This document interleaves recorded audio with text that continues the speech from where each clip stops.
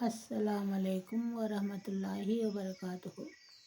بسم اللہ الرحمن الرحیم۔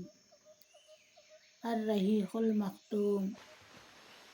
نبی کریم صلی اللہ علیہ وسلم کے سیرت کے حوالے سے آج ہم جانیں گے غم کا سال، ابو طالب کی وفات۔ ابو طالب کا روگ بڑھتا گیا، یہاں تک کہ وہ انتقال کر گئے۔ ان کی وفات شب ابی طالب کے قید و بند کے خاتمے کے 6 ماہ رجب سن 10 نبوی میں ہوئی۔ ایک کتھن یہ ہے کہ انہوں نے حضرت خدیجہ رضی اللہ عنہ کی وفات سے صرف 3 دن پہلے رمضان کے مہینے میں وفات پائی۔ صحیح بخاری میں حضرت مسیب نے روایت ہے کہ جب ابو طالب کی وفات کا وقت آیا تو نبی صلی اللہ علیہ وسلم ان کے پاس تشریف لے گئے۔ وہاں ابو جہل بھی موجود تھا۔ آپ نے فرمایا، چاچا جان، آپ لا الہ الا اللہ کہہ دیجئے، بس ایک بول، جس کے ذریعے میں اللہ کے پاس آپ کے لیے حجت پیش کر سکوں گا۔ ابو جہل اور عبداللہ بن امیہ نے کہا، ابو طالب، کیا عبد المطلب کی ملت سے رخ پھیر لیں گے؟ پھر یہ دونوں برابر ان سے بات کرتے رہے، یہاں تک کہ آخری بات جو ابو طالب نے لوگوں سے کہی وہ یہ تھی کہ عبد المطلب کی ملت پر۔ نبی صلی اللہ علیہ وسلم نے فرمایا، میں جب تک آپ سے روک نہ دیا جاؤں آپ کے لیے مغفرت کی دعا کرتا رہوں گا۔ اس پر یہ آیت نازل ہوئی۔ نبی اور ایمان والوں کے لیے اچت نہیں کہ مشرکوں کے لیے مغفرت کی دعا کرے، بھلے ہی وہ رشتے ناتے دار ہو، جبکہ ان پر سپشٹ ہو چکا ہے کہ وہ لوگ جہنمی ہیں، اور یہ آیت بھی اتری۔ آپ جسے پسند کرے ہدایت نہیں دے سکتے۔ یہاں یہ بتانے کی ضرورت نہیں کہ ابو طالب نے نبی صلی اللہ علیہ وسلم کی کتنی حمایت و حفاظت کی تھی۔ وہ واستو میں مکے کے بڑوں اور مورخوں کے حملوں سے بچاؤ کے لیے ایک قلعہ تھے، لیکن وہ اپنے آپ اپنے پرکھوں کی ملت پر قائم رہے، اس لیے پوری کامیابی نہ پا سکے۔ چنانچہ صحیح بخاری میں حضرت عباس بن عبد المطلب رضی اللہ عنہ سے روایت ہے کہ انہوں نے نبی صلی اللہ علیہ وسلم سے معلوم کیا، آپ اپنے چچا کے کیا کام آ سکے، کیونکہ وہ آپ کی حفاظت کرتے تھے اور آپ کے لیے دوسروں پر بگڑتے اور ان سے لڑائی مول لیتے تھے۔ آپ نے فرمایا، وہ جہنم کی ایک چھچلی جگہ میں ہیں، اور اگر میں نہ ہوتا تو وہ جہنم کے سب سے گہرے کھڈے میں ہوتے۔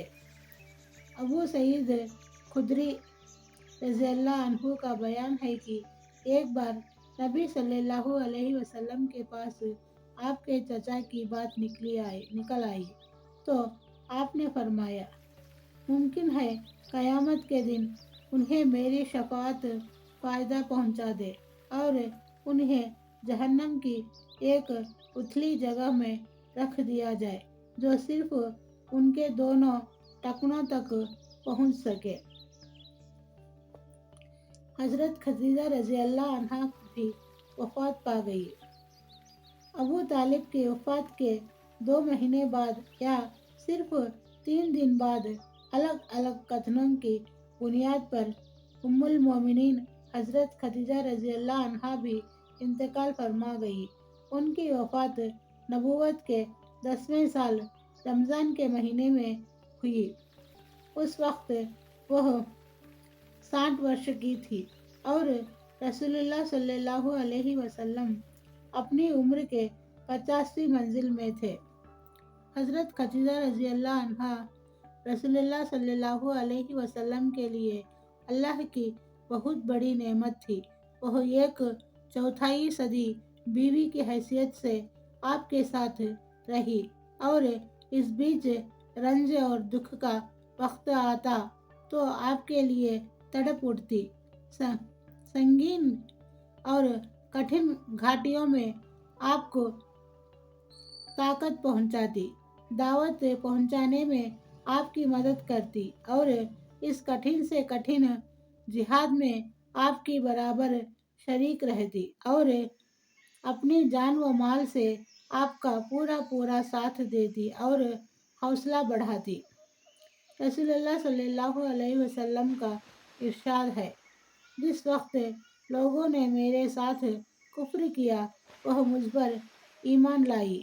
जिस वक्त लोगों ने मुझे झुटलाया उन्होंने मेरी तस्दीक की। जिस वक्त लोगों ने मुझे महरूम किया उन्होंने मुझे अपना माल व शरीक किया और अल्लाह ने मुझे उनसे औलाद दी और दूसरी बीवियों से कोई औलाद ना दी। सही बुखारी में हज़रत अबू हुरैरा रज़ियल्लाहु अन्हु से रिवायत है कि हज़रत जिब्रील नबी सल्लल्लाहु अलैहि वसल्लम के पास तशरीफ़ लाए और फरमाया, ऐ अल्लाह के रसूल सल्लल्लाहु अलैहि वसल्लम, यह खदीजा रज़ियल्लाहु अन्हा तशरीफ़ ला रही हैं। इनके पास एक बर्तन है जिसमें सालन या खाना या कोई पेय है। जब वह आपके पास आ पहुँचे तो आप उन्हें उनके रब की ओर से सलाम कहे और जन्नत में मोती के महल की खुशखबरी दे, जिसमें ना शोर हंगामा होगा, ना परेशानी व थकन, गम ही गम। ये दोनों दुखद घटनाएं कुछ दिनों के बीच में घटी, जिससे नबी सल्लल्लाहु अलैहि वसल्लम का दिल दुख और गम से भर गया था।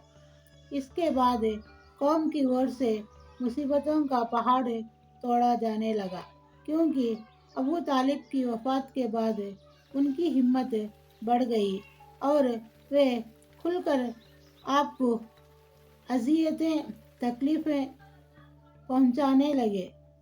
इस स्थिति ने आपके दुख को और बढ़ा दिया। आपने उनसे निराश होकर तायफ का रास्ता पकड़ा कि शायद लोग वहां आपकी दावत कबूल कर ले, आपको पनाह दे दे और आपकी कौम के खिलाफ आपकी मदद करे। लेकिन वहां ना कोई पनाह देने वाला मिला, ना मदद करने वाला, बल्कि उल्टे उन्होंने बहुत पीड़ा पहुंचाई और ऐसा बदसलूक किया कि खुद आपकी कौम ने वैसा दुर्व्यवहार ना किया था। यहाँ इस बात का दोहराना बेमौका ना होगा कि मक्का वालों ने जिस तरह नबी सल्लल्लाहु अलैहि वसल्लम के खिलाफ जुल्म सितम का बाजार गर्म कर रखा था, उसी तरह वे आपके साथियों के खिलाफ भी अन्याय व अत्याचार के हर तरीके पर उतर आए थे। चुनाचे आपके करीबी साथी हज़रत अबू बकर सिद्दीक़ रज़ियल्लाहु अन्हु मक्का छोड़ने पर मजबूर हो गए और हबशा के इरादे से निकल पड़े। लेकिन बरके गमात पहुँचे तो इब्ने दुगना से मुलाकात हो गई और वह अपनी पनाह में आपको मक्का वापस ले आए। इब्ने इसहाक का बयान है कि जब अबू तालिब इंतकाल कर गए तो कुरैश ने अल्लाह के रसूल सल्लल्लाहु अलैहि वसल्लम को ऐसी पीड़ा पहुंचाई कि अबू तालिब की ज़िंदगी में कभी इसकी आरज़ू भी ना कर सके थे। यहाँ तक कि कुरैश के एक मूर्ख ने सामने आकर आपके सर पर मिट्टी डाल दी। आप उसी हालत में घर तशरीफ़ लाए। मिट्टी आपके सर पर पड़ी हुई थी। आपकी एक साहबजादी ने उठकर मिट्टी धुली। वह धुलते हुए रोती जा रही थी और अल्लाह के रसूल सल्लल्लाहु अलैहि वसल्लम उन्हें तसल्ली देते हुए फरमाते जा रहे थे, बेटी रो नहीं, اللہ تمہارے ابا کی حفاظت کرے گا۔ اس بیچ آپ یہ بھی فرماتے جا رہے تھے کہ قریش نے میرے ساتھ کوئی ایسا درویوہار نہ کیا جو مجھے ناگوار گزرا ہو، یہاں تک کہ ابو طالب کا دیہانت ہو گیا۔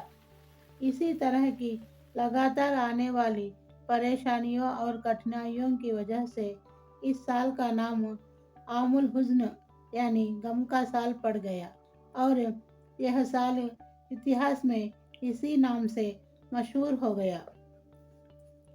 حضرت سودا رضی اللہ عنہا سے شادی۔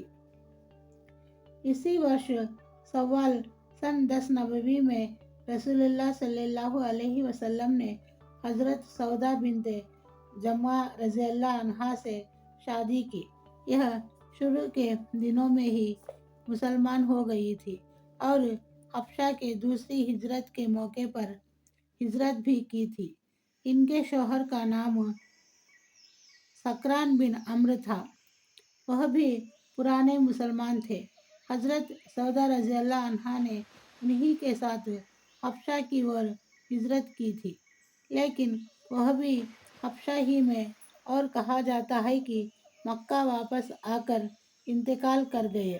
اس کے بعد جب حضرت سودا رضی اللہ عنہا کی عدت ختم ہو گئی تو نبی صلی اللہ علیہ وسلم نے ان کو شادی کا پیغام دیا اور پھر شادی ہو گئی۔ یہ حضرت خدیجہ رضی اللہ عنہا کی وفات کے بعد پہلی بیوی ہیں جن سے رسول اللہ صلی اللہ علیہ وسلم نے شادی کی۔ کچھ برسوں کے بعد انہوں نے اپنی باری حضرت عائشہ رضی اللہ عنہا کو دے دی تھی۔ السلام علیکم ورحمۃ اللہ وبرکاتہ۔